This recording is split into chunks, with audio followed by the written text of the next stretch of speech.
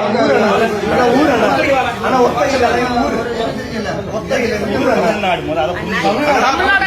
என்ன இருக்கு? ஒரு ஊருக்குள்ள வந்து இப்படி பேசுறீங்கன்னா தப்பு. ஒரு ஊருக்குள்ள வந்து ஒரு ஹலோ வணக்கம் மக்களே. இந்த ராஜா பேரன்ட்டு ஒருத்தன் இந்த ஸ்டெராய்டு இன்ஜெக்ஷன்லாம் இருக்குது பார்த்தீங்க. இந்த இன்ஜெக்ஷன்லாம் போட்டு உடம்பு நல்லா மலை மாடு மாதிரி ஏற்றி வச்சுருப்போம். சரியா? அது ஒன்றும் நேச்சுரல் கிடையாது, நமக்கு அது தெரியும். நல்லா இன்ஜெக்ஷனை போட்டு உடம்பு ஏற்றி வச்சுக்கிட்டு இந்த யானை காவலம் தின்னுங்க உடம்பு பெருசாகட்டும், கார்பரேட்டுக்கு எதிராக பேசுகிறேன்ட்டும் இன்ஸ்டாகிராம்லேயும் யூடியூப்லேயும் பேசி தெரியும். ஆனால் நான் இன்ஸ்டாகிராம் யூடியூப்லாம் எதிராக கார்பரேட்டுக்கு எதிராக பேசுகிறேன்ட்டு அதுலேயே உட்காந்து பேசி தெரியுவான்.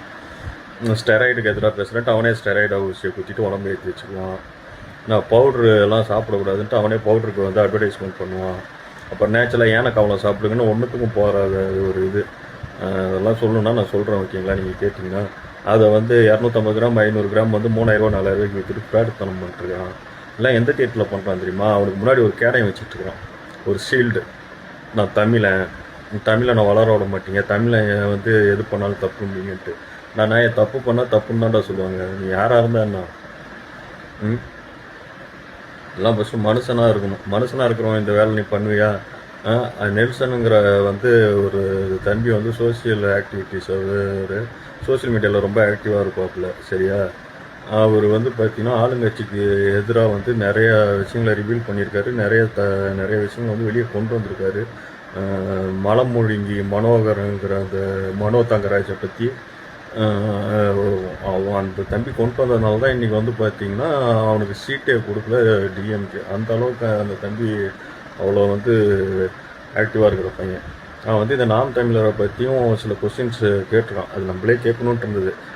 உனக்கு 3-4 மாதம் வந்து ஆளும் தரப்பை கேட்காம நான் வந்து திரும்பவும் சொல்கிறேன், நான் டிவிக்கேவா விஜய் ஆதரவாளர் கிடையாது, நான் வந்து ஏடிஎம்கே ஆதரவாளர். சரியா? அவனுங்க நாம் தமிழரை நீங்கள் பார்த்துப்பீங்க சமீப காலமாக ஒன்லி அவன் விஜயை பற்றியே தான் பேசிக்கிட்டு இருக்கிறது. எதிர்கட்சி ஆளுங்கட்சி யார்? அவங்க பண்ணுற தப்பை பேசுவியா, இல்லை உட்காந்துட்டு கட்சி ஆரம்பித்தான் அவனை பற்றி பேசிகிட்டு இருக்கியா? இந்த மாதிரி நிறையா விஷயம் இருக்குது. அது பேசினா பெருசாக போவோம். அதை வந்து ஏதோ பற்றி அந்த தம்பி பேசினதுக்கும் உனக்கு உள்ளே நடந்த சில டிரான்சாக்ஷன் நாம் தமிழருக்கும் டிஎம்கேக்குள்ளேயும் நடந்திருக்கு சில விஷயம். அதை பற்றி அவர் பேசினதுக்கு அவர் வீடை வந்து அடித்து ஒடிச்சு அவங்க அம்மாவை அடிச்சிருக்கிறானுங்க, அவங்க அப்பாவை அடிச்சிருக்கிறானுங்க, அந்த பையனை போட்டு அடிச்சிருக்கிறானுங்க. யார்? இந்த ராஜா பர்னுங்கிற ப்ராடக்ட் பையன். அவன் நாம் தமிழர் ஆல்ரெடி அவன் சீமான் நட்டி அவன் என்ன பர்சன்டேஜ் உங்களுக்குலாம் ஓட்டுருக்குன்னு நீங்கள் இன்றைக்கே இப்போ இந்த ஆட்டாக இருக்குது. நாளைக்கு நீங்களாம் ஆட்சியில் வந்து ஆட்சி கட்டல் ஏறினீங்கன்னா என்னடா பண்ணுவீங்க? மக்கள் நிம்மதியாக இருக்க முடியுமா? நீங்கள் இப்போ பர்சன்டேஜ் கூட இல்லை, நீங்கள் ஒரு உங்களெல்லாம் ஒரு கட்சியாகவே அவனும் வந்து அக்செப்ட் பண்ணிக்காத போது உங்களெல்லாம் மற்றவையில் தான் சேர்த்து வச்சுருக்குறாங்க எல்லா மீடியாக்காரனும். அவங்களெல்லாம் எவனும் மதிக்காதப்பயே உங்களை பற்றி அவனா பேசணுன்னா அவங்கள குடும்பத்தை பற்றி ஆச்சுன்னா பேசுறது, அவங்க வீட்டில் போய் அடித்து மிரட்டுறதுன்ட்டு இருக்கு. நீங்கள் நாளைக்கு நீங்களாம் ஆட்சிக்கு வந்தீங்கன்னா என்னடா பண்ண மாட்டீங்கன்னு வித்தியாசம். ஏற்கனவே அவன் ஒரு பைத்தியக்காரன் வந்து பேசிகிட்டு இருக்கிறான். அவன் கட்சி தலைவன் வந்து நான் வந்தேன்னா சர்வாதிகாரம் பண்ணிட்டு அவன் 1000 காண்டா சர்வாதிகாரத்தெல்லாம் எதிர்த்து போராடி இன்றைக்கி வந்து மக்களாட்சிக்காக போராட்டம் பண்ணி இன்றைக்கி மக்களாட்சியை கொண்டு வந்து வச்சுட்டுனா இவர் வந்து சர்வாதிகம் பண்ணுவாராமா. பிடிச்சி போ அழிஞ்சு தான் போவீங்க. நீங்கள்